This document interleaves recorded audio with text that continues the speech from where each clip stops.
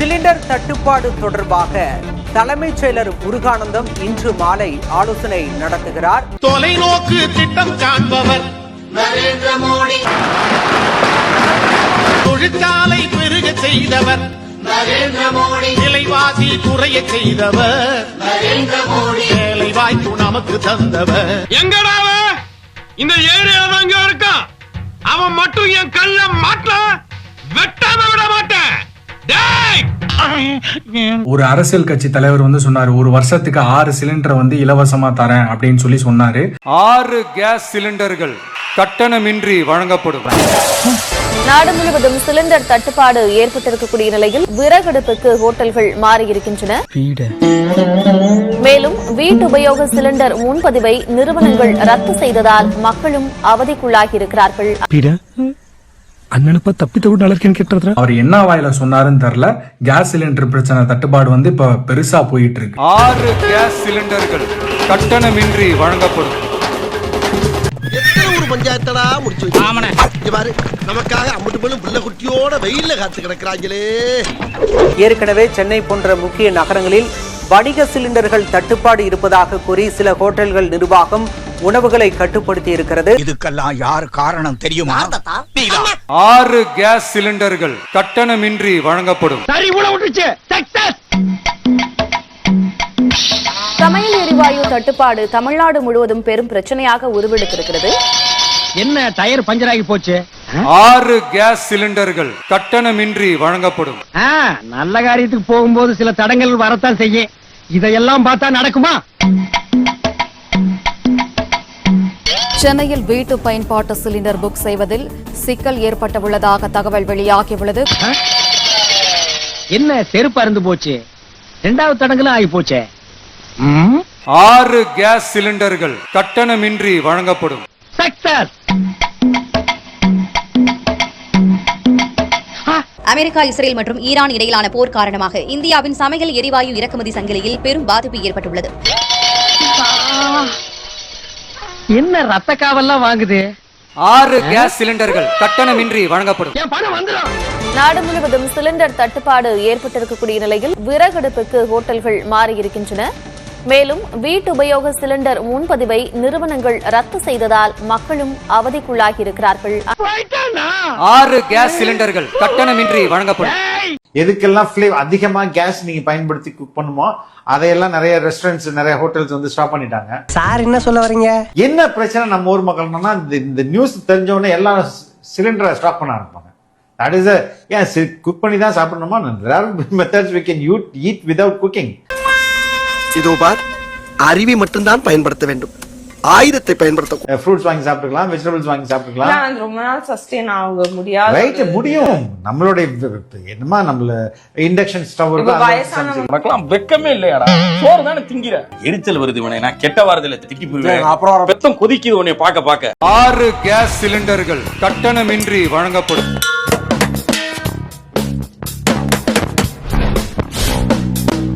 நாலு இட்லிக்கு எதுக்குடா 6 சிலிண்டர்?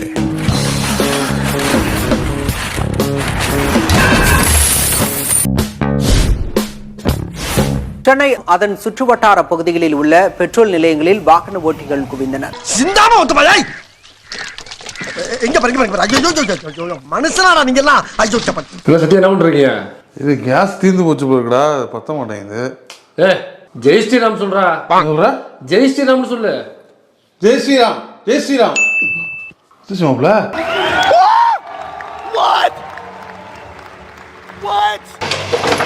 என்னையா என்ன அப்படி போட்டு அடிச்சிட்டு இருக்க? ஸ்டார்ட் ஆக மாட்டேங்குதுடா. பெட்ரோல் இருக்கான்னு பாரு. பெட்ரோல் இல்ல மாப்ள. அதான் பெட்ரோல் டேங்க் உள்ள வாயை விட்டு ஜெய் ஸ்ரீராம்னு சொல்லியா? நீ சொல்லி பாரு முதல்ல. ஜெய் ஸ்ரீராம், ஜெய் ஸ்ரீராம். க்ளோஸ் பண்ணு. ஃபுல்லா ஆயிட்டு போகுது. இப்படிங்க. சூப்பர்ப்பா. என்னங்க எனக்கு ஒண்ணுமே புரியல. அதுதானப்பா எனக்கும் புரியல. ஒரு சோகமா இருக்கு. என்ன விஷயம்? காசு இல்லடா, ஜீரோல இருக்கு. அக்கவுண்ட்ல 0 தான் இருக்கா? ஆமா. ஜெய் ஸ்ரீராம் சொல்லியா? ஜெய் ஸ்ரீராம். 15 லட்சம் வந்துருக்கு. என்ன நடக்குது? என்னடா மேஜிக் பண்றீங்க? என்ன அவ்வளவு சோகமா இருக்க? நான் வேலையும் இல்ல, ஒண்ணும் இல்ல, கடுப்பாதுடா. அப்படியே கொடுத்தா மட்டும் செஞ்சு கிழிச்சு விடுவேன். ஜெய் ஸ்ரீராம் சொல்லு. இது ஜெய் ஸ்ரீராம் சொல்றா வேலை கிடைக்கும். ஜெய் ஸ்ரீராம். மோடி வணக்கங்க Modi. Hello you got a job. உங்களுக்கு வேலை கிடைச்சிருச்சு. பொண்ணல்ல.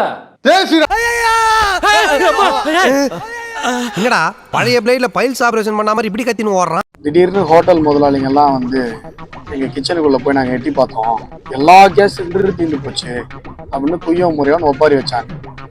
என்னடான்னு பார்த்தா நேற்று மார்ச் 9ஆம் தேதி இன்கம் டேக்ஸ் டிபார்ட்மெண்ட்ல இருந்து நாடு முழுவதும் இருக்கிற 62,000 ஹோட்டல்களுக்கு நோட்டீஸ் அனுப்பியிருக்காங்க. என்னன்னா அவங்க தங்களுடைய வருமானத்தை மறைச்சிருக்காங்க. காலையில ஒரு வேளை தான் கடை போடுறோம். பட் இது சிலிண்டர் தான் தட்டுப்பாடா இருக்குது. சிலிண்டர் கம்பெனில கேட்டா அவங்க என்ன சொல்றாங்கன்னா, எங்கேயோ சண்டை, அதனால வந்து சிலிண்டர் கொஞ்சம் தட்டுப்பாடா இருக்குது அப்படின்னு சொல்றாங்க. எந்த சிலிண்டரும் கொஞ்சம் கிடைக்க கஷ்டமா இருக்கு. இதனால நீங்க என்ன கஷ்டப்படுறீங்க? அதான் எங்களுக்கு சிலிண்டர் வரலைன்னா எங்களுக்கு தொழில் பண்ண முடியாதுங்களே. என்னன்னா அவங்க தங்களுடைய வருமானத்தை மறைச்சிருக்காங்க. மானங்கட்ட 4 பேர் மூத்தத்தை வாங்கி மடக்கு மடக்குன்னு குடிக்க வேண்டியதானே.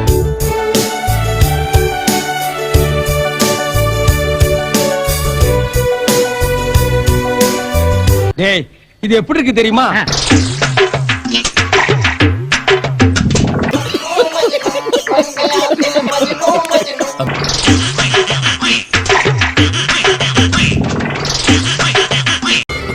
தலைவரே, பேச்சுவார்த்தை எல்லாம் நல்லபடியா முடிச்சு. தமிழ்நாட்டில் இதுவரை பேரறிஞர் அண்ணா, முத்தமிழறிஞர் கலைஞர், மக்கள் திலகம் எம்ஜிஆர், அம்மையார் ஜெயலலிதா ஆகியோர் முதலமைச்சராகணும் என ஓட்டு போட்டு மக்கள் தேர்ந்தெடுத்தாங்க.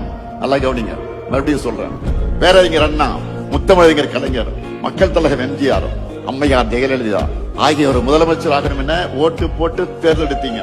அவங்களுக்கு பிறகு நீங்க ஓட்டு போட்டு ஜெயிக்க வச்சது இந்த ஸ்டாலின் தான்.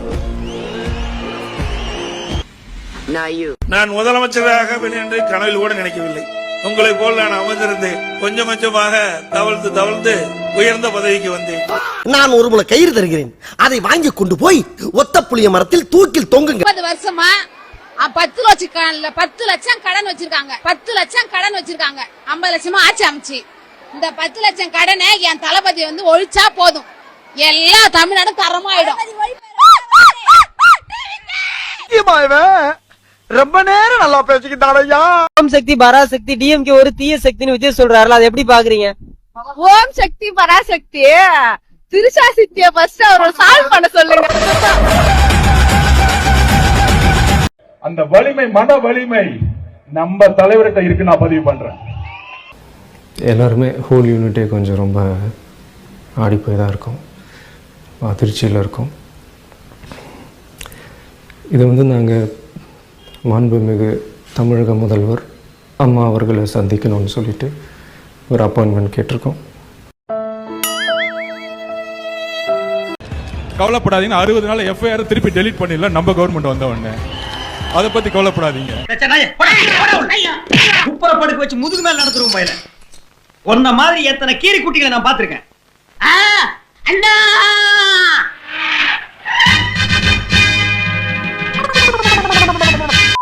இங்கே பாருங்க, வடகொரியாவில் கிம் இருக்கிறார். Cutting saving, cutting saving, cutting saving, cutting saving. Mahesh, Mahesh, cutting பா அண்ணா. ஆயில் மசாஜ், கீழ் மசாஜ். ஐயோ வேண்டாம் ஜாமி, வரமாட்டானுங்க. எசுக்கி நீ ஏதோவாப்பா சலூன் கட்டி வச்சிருக்கேன், காலையில இருந்து ஒரு பையனும் வரமாட்டான்றானுவா. கையெல்லாம் நமங்குது. நீ ஏதோவாப்பா, காசுலாம் வேண்டாம், ஓசிதான் வா.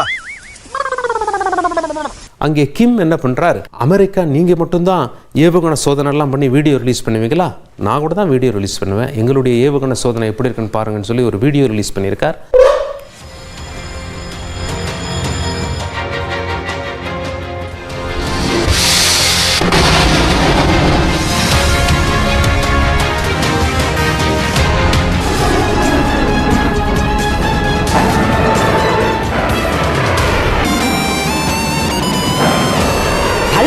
김성은 동지께서는 함에 설치된 함상 자동포 함에서부터 구현하여야 한다는데 대하여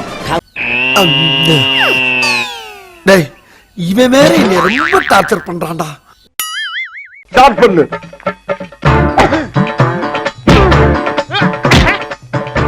இங்கிட்டு வா. அப்படியா படக்கி படக்கி படக்கி மண்டையில மட்டும் அடிச்சிடாத, குலக்கேசல் உள்ள போயிருவேன். சரியா? உங்க வீட்டு பிள்ளையா நினைச்சு எல்லாரும் என்னை மன்னிச்சிருக்க.